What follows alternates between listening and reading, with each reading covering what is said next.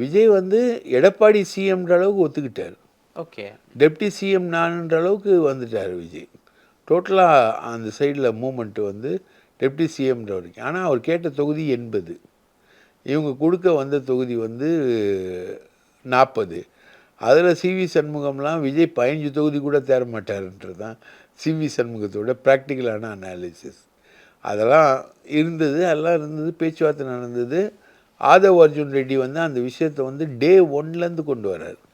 எடப்பாடி வந்து ரொம்ப நல்லவர், அவர் வந்து பிஜேபி எதிர்ப்பாளராக இருக்கார், நம்ம அவரோட வந்து சேர்ந்து போகணும் அப்படின்றது வந்து ஆதவ் அர்ஜுன் ரெட்டி வந்து டே 1லேருந்து சொல்லக்கூடிய விஷயம்.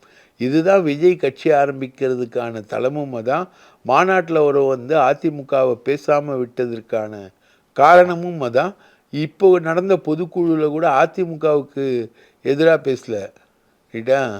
மனராட்சி முதல்வரே என்றார், முத்துவேல் கருணாநிதி ஸ்டாலின்றார், மோடியை திட்டார். ஆனால் எடப்பாடியை திட்டவே இல்லை.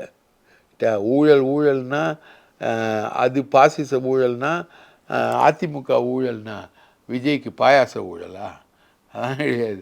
ரெண்டும் ஊழல் ஊழல் தானே, அதுக்கான விஷயங்கள் இல்லை. ஸோ அந்த இன்டென்ஷன் வந்து அப்படி இருந்தது. இப்போ அது அப்படியே பாதியில் தொக்கி நிற்கிது.